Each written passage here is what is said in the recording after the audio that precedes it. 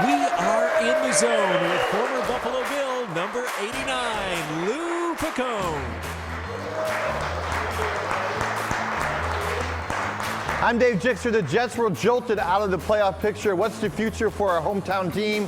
We'll wrap up this season with Lou Piccone. And I'm Brad Gelber, and we've been taking your Twitter and Facebook questions all day long. For the last time this season, we are in the zone. In the Zone with Robert Woods on WBBZ-TV is presented by Transitown Automotive Group, serving Western New York for over 40 years. Trust Transitown. Creekside Sales and Service Outdoor Equipment Store, your factory-authorized Cub Cadet and Mahindra dealer. Dewville College, educating for life. And now from the WBBZ studio, here's co-host Dave Jixter.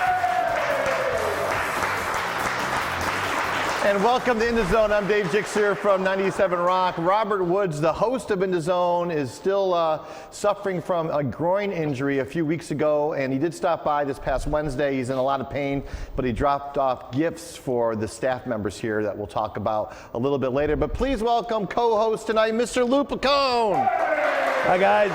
Happy New Year, everybody. All right, Lou, thank you so much for joining us. Let's break down the season. First of all, very disappointing. We're not going to be in the playoffs, but we did finish the season on a nice winning note. Against your former team, you played for the Bills and the Jets. Yes, I did, and thank you for reminding me, because I came here when we won 3 games, lost 11, and I got traded to Buffalo. Buffalo had won 2 games, so I was just really glad to come on over to Buffalo, but it turned out to be a very, very good transition for me. I'm still here. Still here in Buffalo. There you go. You didn't go back to New York. Never went back. No, well, I'm in New York. Yeah. The city. Right. We didn't go back to the city. Yeah. Right. So the Bills, how important is it for a team to end on a winning note? Well, I think it's like anything else. That's the last thing that you remember of the season. There was a lot of forgettable things that you'd want to forget about, and I'm sure that Rex has been reminded about a number of things that transpired throughout the season after the picture that was painted in the beginning. So winning the last game sets a tone for an off season. What you do with that tone and how you evaluate what it is that happened that year, okay, is going to determine the people that you get, the holes that you fill, the gaps that you think that you had. And I know there was a lot of things that were talked about in the reasons for going 8-8. But I think they'll figure it out, because he's back. He's back for another year, so we might as well forge ahead. Do you think Rex learned a little bit as he was going, being the Bills head coach? He did make some changes, made some of the players a little bit more happy, that let the defense loose, which is against the scheme he was using earlier in the season. What are your thoughts on his coaching job throughout the season?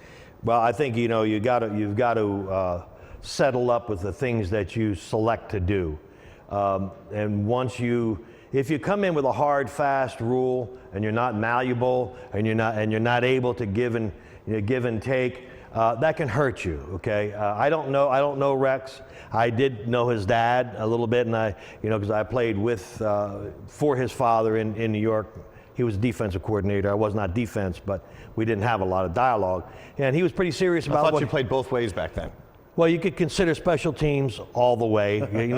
When you're on the field for a full plate of special teams and every down is receiver, that's a long time.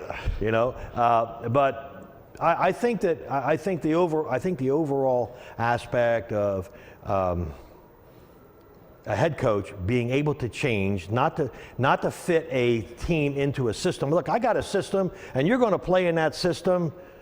Well, maybe it's not the right combination, the right chemistry. Maybe you have to relax it a little bit and change the mode. He had a winning defense when he took over. Mm-hmm. History repeats itself, and you can't BS Buffalo. Right. Way too many informed fans here in Buffalo. Passionate and diehard. There you go. So that ain't going to fly. So own up, fess up, and get on with what you got to do to bring a winner here to Buffalo. Mario Williams, will he be back? I hope he is, because I think you got a guy there that can really make a difference. I believe that maybe, you know, if you're in a situation where you're not playing and you're being paid to be the very best and you're not given the opportunity to do that and to shine where you're supposed to be, that could be very, very demoralizing. And maybe that's what happened to him. At least that's what it sounded like. Well, to me, it seems like he can turn it off and turn it on when he wants to. Well, when you're making $100 million, who's going to say no? You know, what do? You got two choices. You get rid of him or you pay the guy, and hopefully the guy plays for you. But if he doesn't want to play, who's going to fire him? And how do you know if he doesn't want to play? You know, I don't know. That's a personal thing. That's a passion thing, and that is a professional thing. Okay, that you have to settle up with as a professional athlete and what you're contributing to your sport. Lou, we have about 1 minute left in this segment, but let's talk about Tyrod Taylor and Sammy Watkins. Two, I think, very positive things that have come from this season so far. Tyrod Taylor, he can do any kind of offense you want. And if somebody thought about playing him in every kind of offense and utilizing, you know, all of your talent with an offense like that, I think sitting in a pocket is not his best place, okay? So if you move him around, he could run an option. He could do everything. He's proven he can do everything, and he can run. He can outrun anything. So suit him. Now Watkins, I think Sammy's young. I think he's got some things to learn. He's an awesome athlete. You know, he's growing. He's learning. Same. He's a leader. He wants to be a leader, and I think you really got to put a lot of stock in him. Some things to look forward to. When we come back, we're going to talk to Lou Piccone about a great organization he belongs to, the Buffalo Bills alumni, and what they do for the community. And we'll also take a trip to the Dunn Tire Digital Zone with Brad Gelber, all coming right up on In the Zone here on WBBZ-TV.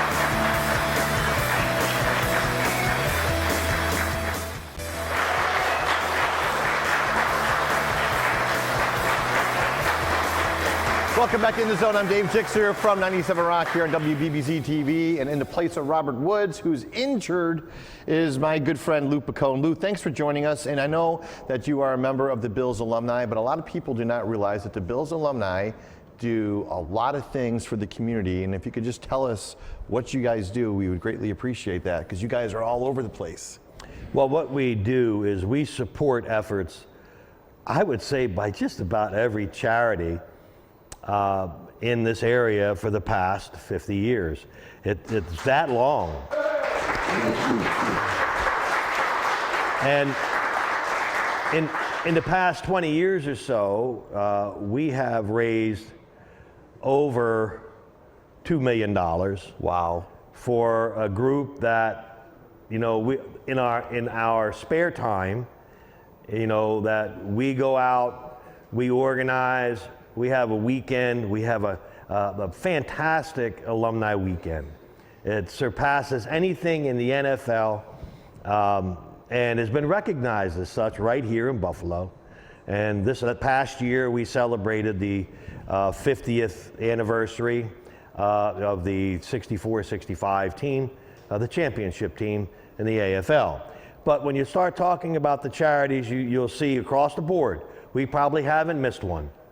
Okay, so it would be senseless for me to name them. All you have to really do is know that we're here. We continuously work. Our numbers are getting older. You know, our guys we're getting older. Our numbers are dwindling. So I would implore any of our young people, any of our young athletes, come on out and join our alumni group. It's a great organization. Get with it. Get on the team, because we're all on the same team when we retire. All right, so let's take a trip to the Dunn Tire Digital Zone with Brad Gelber. Of course, Dunn Tire, the official tire dealer of the Buffalo Bills. He's taking questions from Twitter and Facebook. Take it away, Brad. Thanks, Dave, and make sure to check us out on Twitter at WBBZ and on Facebook at facebook.com/WBBZ-TV. All right, our first question is from Ted, Lou, and he wants to know, what's the #1 off-season priority for the Bills? Do you think they should even be looking at a quarterback of the future with Tyrod on the roster?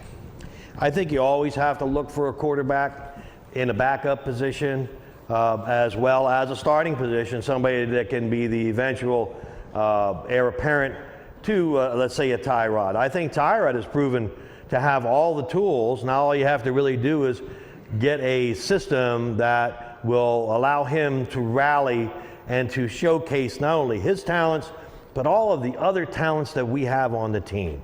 To be able to call the plays, have the plays, to be able to utilize his talent of being able to move.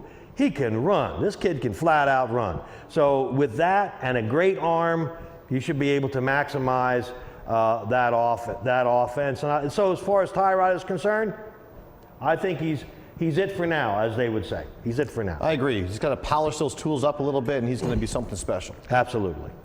All right, great. Our next question is from Bruce, and he wants to know, did you see that Frank Reich was let go today in San Diego, and what do you think about him coming back to assist the Bills in some way?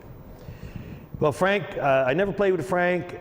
As in anything, if you're not successful or successful enough, they look to change the guard. And Frank, I'm sure he did a good job out in San Diego. I'm sure that he's a quality man. He knows the game of football. It just so happens that maybe he ran out of time there, and I'm sure you'll see him emerge in another position in another team. All right, great. Our next question is from Rob, and he wants to know, kind of going off of that, do you see any coaching staff changes in the offseason this year? I think in any transition, although you don't have a transition with head coach and general manager, you may see some changes. Special teams, I don't think it was a hold. I think he was a holdover, or I don't think he was one of Rex's people. I think you may see that they weren't that successful this year with special teams. Opportunities come up.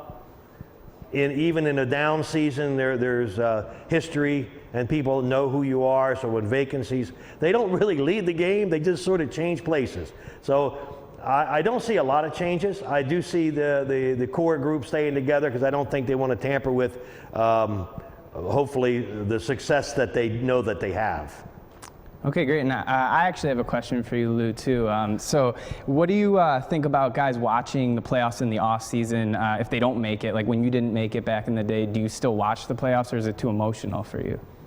Oh, I think everybody will watch the playoffs because they may be on one of those playoff teams. You just don't know what the action is in the off-season and what roster changes may evolve. So you got to pay attention. I think as a player, you try to pay attention to the cream of the crop, what emerged when you were playing, as you know when you played them.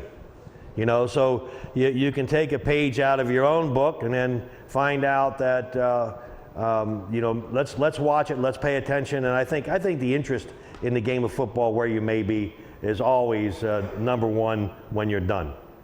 Okay, great. And I just want to take a moment to thank everyone who submitted Twitter and Facebook questions this season. It's been a pleasure. And back to you now, Dave. Hey, thanks, Brad Gelber. Pleasure working with you in the Dunn Tire Digital Zone. Dunn Tire, the official tire dealer of the Buffalo Bills. We're going to take a trip to the fan zone, a very special fan zone. We have Chris Krieger here, president and CEO of Western New York Heroes, and the Jonathan Cote family is here as well. We'll be talking with them next and talking more football with Lou Piccone in just a few seconds.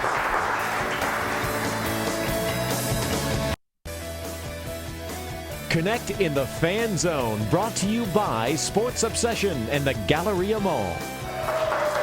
Welcome back to the Fan Zone. Dave Jixer from 97 Rock here, and a special guest here. I want to welcome Army Iraq veteran Chris Krieger. He is the president and CEO of Western New York Heroes. And thank you so much for joining us. And tell us a little bit about what Western New York Heroes does. Oh, thanks for having me. Western New York Heroes, we're a local, not-for-profit organization, and we're here to financially assist our men and women who served in our military. And how long have you guys been?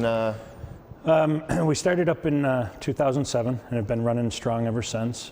Each year we've continued to grow 100%, believe it or not.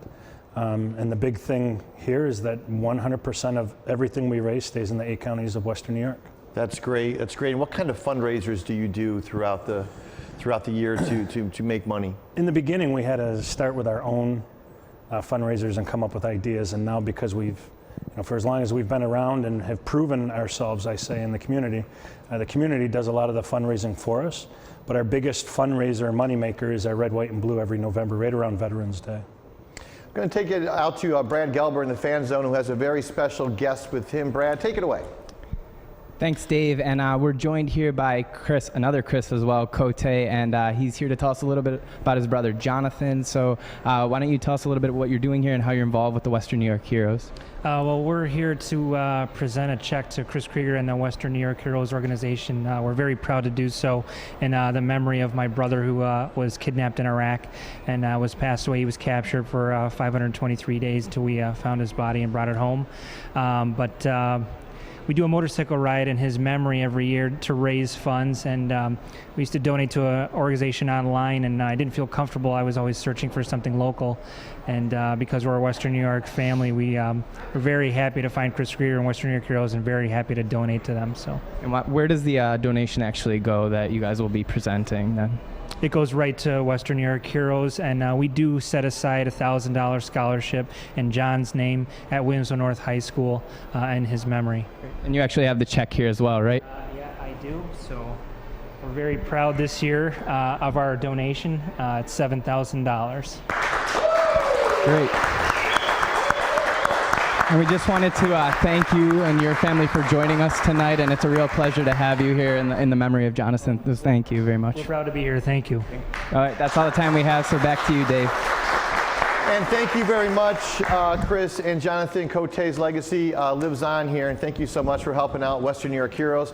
Thank you, Chris, for showing up today, and keep up the good work that you guys are doing. We are going to take a trip to the Hot Shot Challenge with Lou Piccone and Brad Gelber next.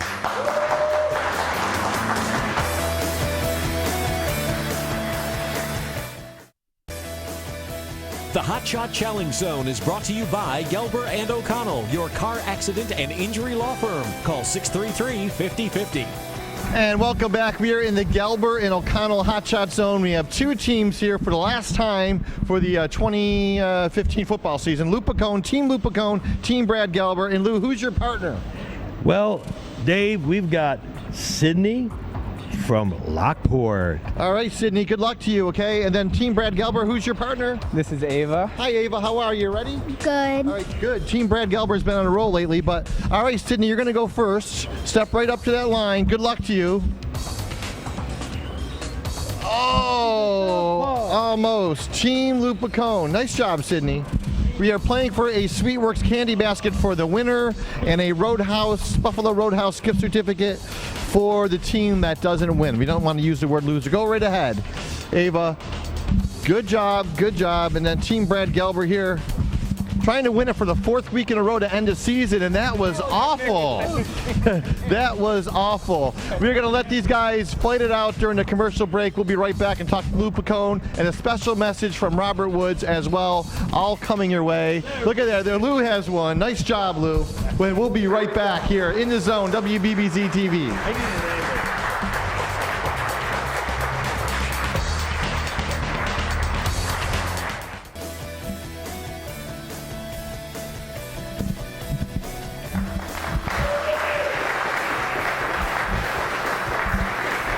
And welcome back to In the Zone here. Team Lou Piccone ended up winning that Sweetworks candy basket, and we also have a $25 Buffalo Roadhouse certificate. So congratulations to Team Lou Piccone for the Gelber and O'Connell Hot Shot Challenge, and everybody's a winner. So a big round of applause for everybody here in our final segment of In the Zone. A very special thanks to everybody who went to register to win that snowblower, and we gave away 3 snowblowers from Creekside Sales and Service, and our latest winner, eligible winner, is Mary Hennessy. So congratulations to Mary Hennessy picking up that last snowblower, and it looks like she's finally going to need it. Special thanks to Robert Woods, our host for the year. He's hurt, he couldn't make it, but he did stop by Wednesday. He's still in a lot of pain, but he dropped off some Christmas gifts to Brad and myself and the entire staff here at WBBZ-TV, and left a message.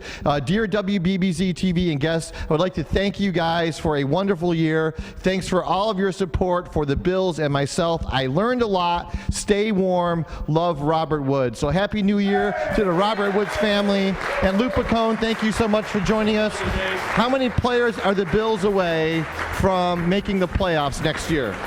I would say you're probably 4 to 5. 4 to 5 players away. Let's hope they can pick them up in the offseason so the Bills can make the playoffs. Thank you so much for watching. On behalf of Brad Gelber and myself, we will see you in September. Go Bills. Thank you for watching throughout the season.